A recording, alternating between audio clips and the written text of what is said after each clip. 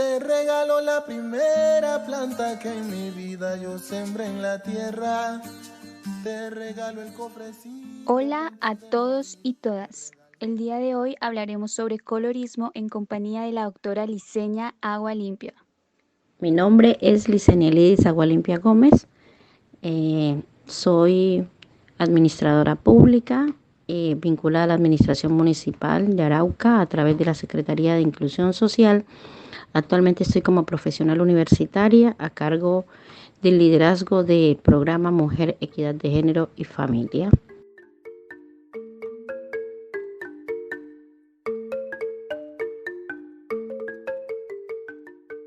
Bueno, yo voy a contarles a mí me gusta más desde los ejemplos, desde las realidades. Resulta que yo vengo de un pueblo que se llama Andagoya, ahora es municipio, pero cuando yo nací era un pueblo. Andagoya es apartheid, es una sitio que territorialmente se convirtió en un escenario de explotación minera y asentaban, o sea, vivían allí colonizando unos extranjeros de procedencia alemana, española, rusa, así que se pueden encontrar allá con apellidos como Klinger, Almendinger, Nuck, Lobeto, Schuller, esos son apellidos que hay en Andagoya. ¿Qué traigo a colación esto? Porque resulta que cuando uno veía que las mujeres insistían, las mujeres negras en algunos casos, insistían como en ser parte de la pareja o de las esposas de esas personas, pues la intención era ¿cuál? Lavar el color, así se decía literalmente con esa palabra, lavar el color, pues por todo ese tema el racismo, ¿no? Entonces ahí empieza a darse como una categorización de pieles, de colores, pues del negro, el color negro. Entonces la lavadita, decían así, ella es más lavadita. ¿Lavadita qué quiere decir en ese concepto? Pues obvio, una ahorita que está en todo este tema del activismo, ¿sí? Para el autorreconocimiento, para el amor propio, desde su tema étnico, pues dice, claro, todo eso empezó por la misma situación del racismo y del mismo endorracismo, en donde pareciera que entre más clarito sea, menos dolor me va a generar. Porque me cuentas mil mentiras. ¿Cómo piensa usted que se vio inmiscuido en ese término, en esa terminología tan técnica? Bueno, contarle que yo llegué aquí, yo llegué jovencita, de Barranquilla, soy chocuana, pero estudié en Barranquilla Educación Especial. Y pues me he caracterizado siempre como por tener dentro del lenguaje no verbal mi etnicidad. Entonces siempre he sido como muy dada a utilizar trenzas con diferentes tonos, muy extensas, muy largas. Y pues eso me hacía como una pieza educativa interesante dentro del municipio de Arauca, porque no se veía. Te llega esa negra, ¿sí? Muy delgada, talla 6, de tacones y con unas trenzas extremadamente largas, y empieza a dar como una comunicación no verbal en cuanto a la lectura que hacía. Ay, bella, es negra, pero es bonita. ¿Se escuchan? Es negra, pero es bonita. O decían, uy, usted no parece negra. Todo esto empieza como a meterme en un cuento de ¿qué está pasando? Como así, está pasando aquí. Es que el ser negro me quita o me pone una belleza o una estructura o un concepto del que se tiene de lo que es bonito, porque para mí bonito puede ser una negra bien melanina, con unos labios bien gruesos, ¿sí? Con un cabello extremadamente crespo. Para mí eso es un concepto de hermosura, de belleza, para mí. Pero para el otro no, para en medio del tema del racismo, pues obviamente lo ven como que, uy, pero es que es demasiado negra, ¿sí? Entonces, esa fue como mi primera vivencia cuando pues hablando de este concepto, ¿no? Entonces, el solo hecho de él tener el cabello diferente al resto, pues hace creer que él es mulato, negro, ¿sí? Es morenito, acá llegó a lo mismo, porque él, pues yo me lo traje de acá, de Santa Marta, de Barranquilla para acá, estudiamos allá, y uno veía que en su conducta, y todavía uno escucha a veces que dice, no, es que eres morenito. Ese morenito entra dentro de esa caracterización, y bueno, aquí en Arauca empecé a experimentarlo, porque pues la gente que procede, que está aquí afrocolombiana, que emigró acá en este tema de la diáspora, pues son especialmente descendientes de la costa Caribe. Entonces ahí empieza, no, yo soy costeño, no negro, yo soy costeño. Entonces, eso fue como la experiencia y la vivencia que tuve cuando llegué, y todavía pues se sigue experimentando. Claro, lo que me parece muy interesante, Liceña, y qué pena hago mi intervención, es esto que mencionas como de, es que es negra, pero es bonita.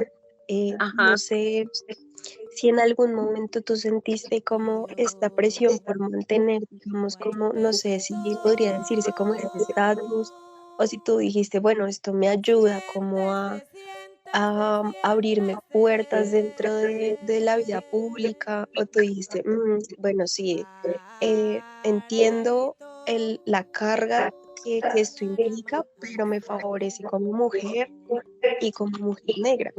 No sé si alguna vez lo usaste a tu favor. No, más que a mi favor me generó inicialmente como voy a decírselo honestamente, perdón, rabia. Me generó rabia, entonces que empecé como con una cultura, con una conducta de agresión, ¿sí?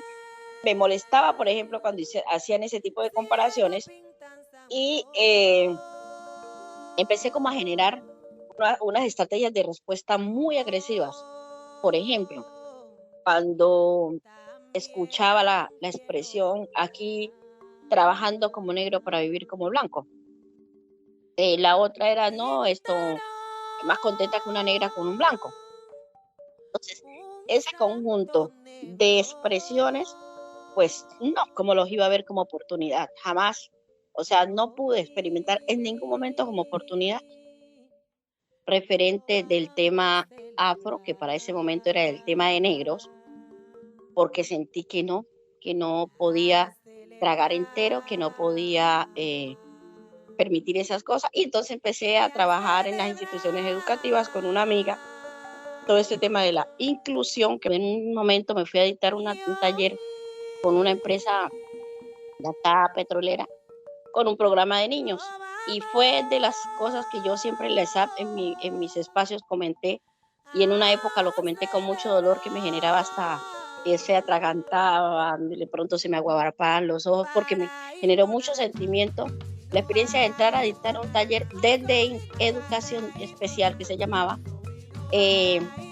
a dictar un curso con unos niños, y fue de los cuadros más duros que he tenido acá en mi vida laboral y en mi experiencia en estadía en Arauca, y fue ver la expresión del niño. Estaba en el fondo del taller, donde habían más de 50 niños y adolescentes, y él era el único negrito melanina, bien fuerte, hablando de matiz, de tez, muy oscura. Y él inmediatamente me vio, se acercó y trató de estar lo más cercano posible a donde yo estaba. Miren el tema del colorismo, ¿cierto? Él sintió visualmente que esa negra que acababa de entrar, presentada como la representante de la alcaldía de Arauca, era su par, y que de alguna manera le daba un estatus a su color, ¿sí? Entonces fue muy duro, muy duro, de mis experiencias más complejas, que me tocó fibra, que me ponía a llorar cuando lo contaba como experiencia, fue esa, el sentir el racismo, pero desde esa situación. O sea, ¿por qué ese niño apenas me vio, que estaba en el fondo del taller, de los participantes, de los asistentes, todos estaban sentaditos en el piso, él en una expresión emotiva se levantó y como pudo se sentó adelante, como diciendo, epa, míreme que aquí estoy, yo soy parte de su combo? Mire, me arrugó el corazón a un punto que yo dije, yo tengo que seguir haciendo este trabajo, y a partir de ese tipo de experiencias empecé a trabajar, a regalarme para dictar talleres, para hacer encuentros, para conversar, para experimentar, conocer qué expresiones, cuál era la lectura, que todavía lo sigo haciendo. Por lo menos la próxima semana estoy buscando una excusa para encontrarme con ellos, pero desde la situación migratoria, o sea, cómo el niño afromigrante está experimentando toda esta situación. Entonces, esa es como la anécdota. O sea, yo les voy, técnicamente sé que les tengo que responder sí, no, de pronto sí, pero quiero contarles la experiencia porque sé el papel que tienen ustedes, sé quiénes son ustedes territorialmente, dónde viven, en una Bogotá, en donde de pronto tienen unas cantidades de lectura, pero esta es pues mi experiencia desde esta zona fronteriza que es parte pues de Colombia. Bueno, y teniendo en cuenta todo lo que me has contado, ¿consideras que en la vida pública, en tu trabajo como servidora pública, se hace uso de esta práctica del colorismo? Yo inmediatamente llegué a lo público. En la alcaldía todavía casi sigo siendo la única negra nombrada, negra de planta en carrera administrativa, así que ya se imaginarán el nivel de inclusión, ¿sí? Desde el enfoque diferencial. Ahora pues hay otras personas afrodescendientes que están allí, pero no están dentro de pues, carrera administrativa, que es de alguna manera un estatus más. Ahí hace falta la mesa de los negros, y otra le respondió: eso no le pare bola, que usted sabe que eso desde que les ponga plata para que vayan a rumbar a Borinquen, porque fue el detonante al yo escuchar eso. Ya, vamos a darles plata, pero para que rumben. Entonces, a partir de allí, dije, cuando preguntaron quién va a trabajar la mesa de los negros, pues obviamente yo dije, yo quiero, yo lo voy a hacer, pero yo era la coordinadora del tema de discapacidad, así que me generó un esfuerzo máximo porque pues tenía que responder a dos temas, al de discapacidad y al de afro. Y una persona pues que también me apoyó, que le gusta mucho el tema, terminó haciendo pues todo un proceso. Así que ustedes ven en el plan de desarrollo de esa época, de Trabajo, Progreso y Solidaridad, ahí aparece Licenia Gualispia y Ernesto Prieto como parte de eso. Entonces es desde esa perspectiva, desde lo público, que yo empecé a experimentar eso. No por el color, podríamos decirlo así, en cuanto ya hablando aquí de los matices, de lo más oscuro a lo más claro, sino simplemente el solo hecho de tener el concepto del negro versus rumba. Claro, un poco ni siquiera, digamos, teniendo en cuenta su perspectiva integral, sino el estigma que carga el ser negro, supongo, como el fiestero, el paparachoso, el rumbero. El único para el deporte es como ese fue como el primer concepto, y pues me pareció muy duro, muy cruel, muy perverso haberlo experimentado precisamente de una profesional coordinadora de esas mesas temáticas para la formulación del plan de desarrollo. Me pareció extremadamente, fue un choque, pero pues fue un choque que desde la reacción no me generó conflicto, porque ya había madurado, ya había tenido unas etapas ya donde ya Licenia, la inicial no era, ya había entendido que si quería transformaciones, que si quería mejorar todo este cuento, tenía que hacer parte definitivamente activa de los procesos, y fue pues a partir de ahí que decidí tomar podríamos decir, una práctica y una cultura de educación permanente, que la hago día a día, porque sé que tengo que ser parte de ese cambio, de ese mejoramiento pues, de los imaginarios. Como, no sé si sea la manera correcta, pero cómo empezó tu imagen a circular en el contexto, no solo, digamos, no sé si es errado decir como en la oficina o en la calle con la gente, cómo se te empezó a ver por parte de la gente. Bueno, aquí hay dos lecturas. La una, retomando pues el tema del colorismo. La una, ser vista ante mi comunidad como la que no se cree negra. Miren que eso es un concepto y una cosa que afortunadamente estudié administración pública, afortunadamente hice una especialización en gerencia social que me permitió entenderla para ver cómo puedo mejorar la cosa. Y es el hecho de que, si bien es cierto, asumí un rol de activismo, podríamos decirlo así, de incidencia, porque, bueno, vengo de un pueblo que yo pienso que como que parió fue puros activistas, ¿no? Lo otro, porque las oportunidades y los espacios me lo permitieron. He sido muy activa desde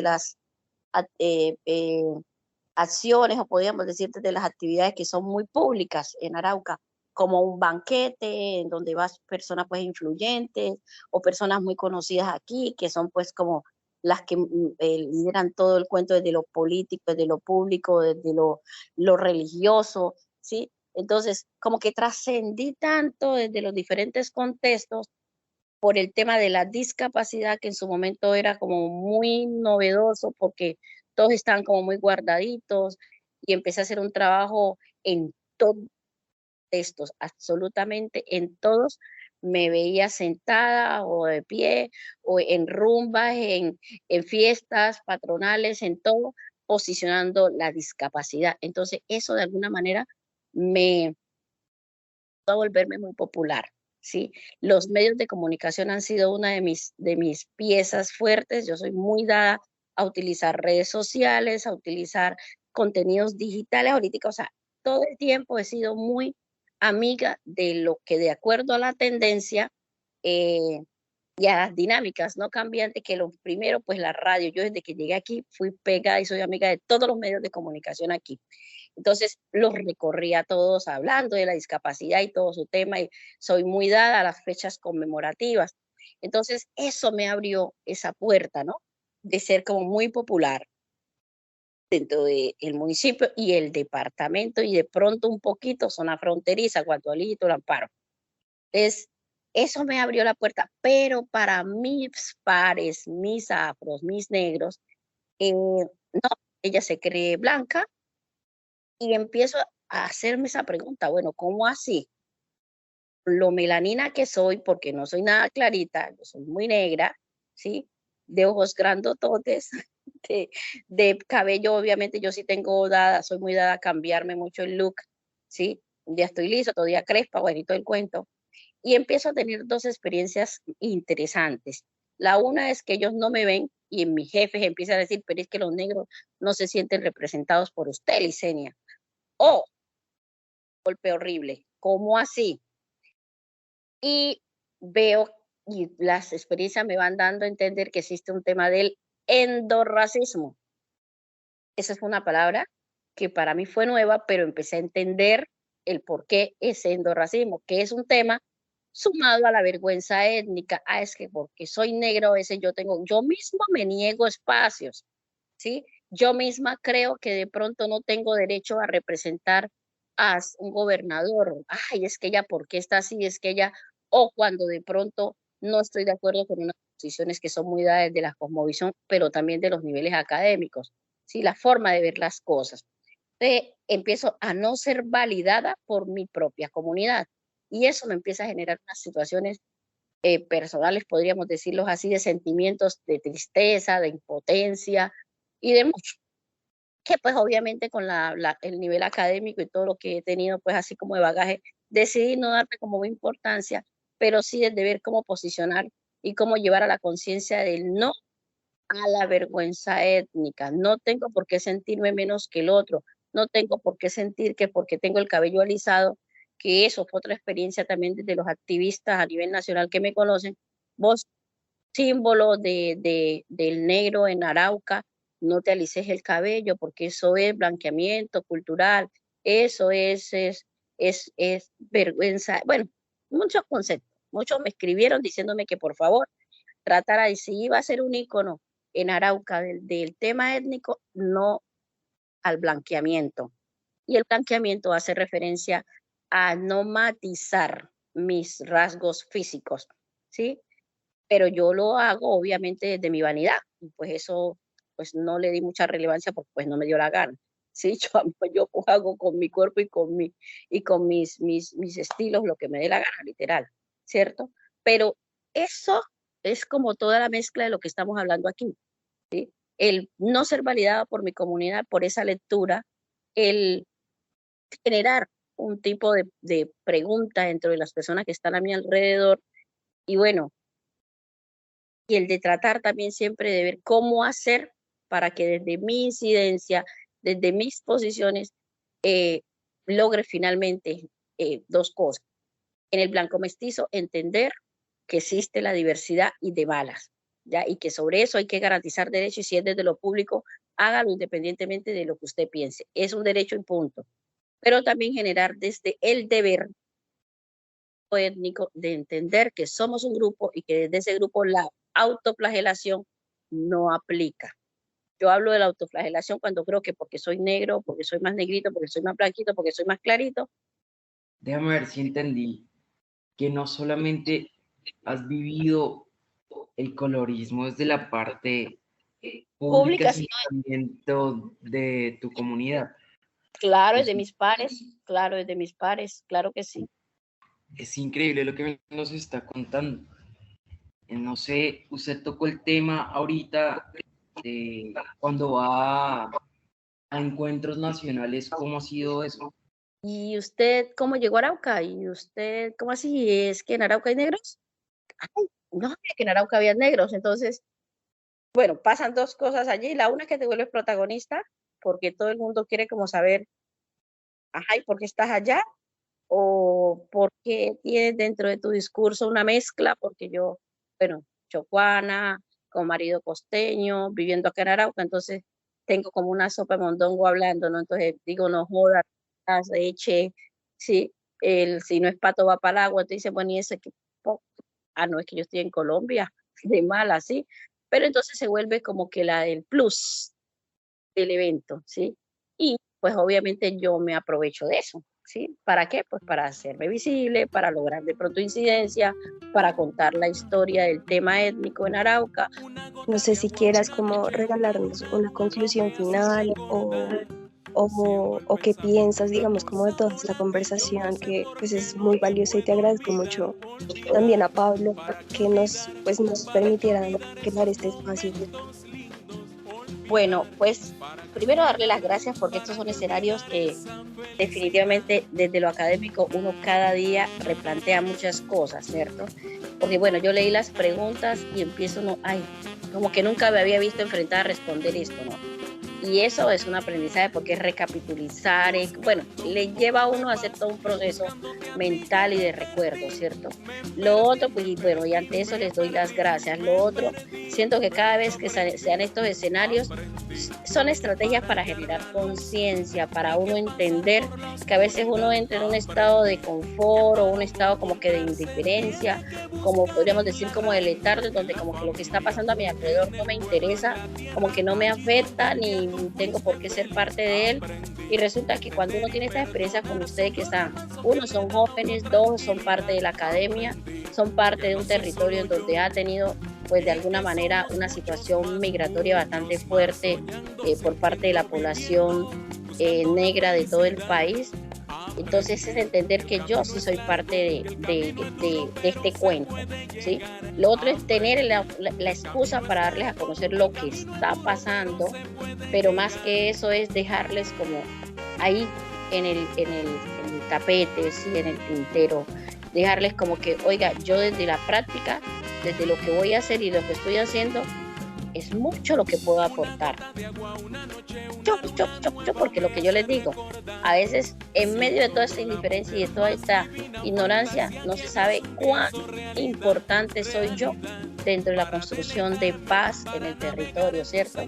Desde la construcción de una cultura más incluyente, de respeto, de validación, poder hacer un aporte en algún momento de una charla y no ser indiferente, porque pues yo he notado y he experimentado en personas que, ay, pero ¿por qué todo el tiempo están hablando de la misma pendejada? Como que pareciera que los negros son extraterrestres. No, es una situación que muchos experimentan inequidad, otros porque pues se dan permiso de experimentarla, entonces pues simplemente pasa y ya.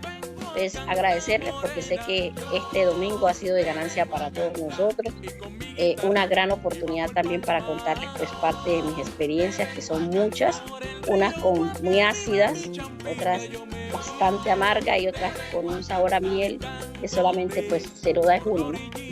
El mayor de la mayor dulzura y el sabor más rico del mundo.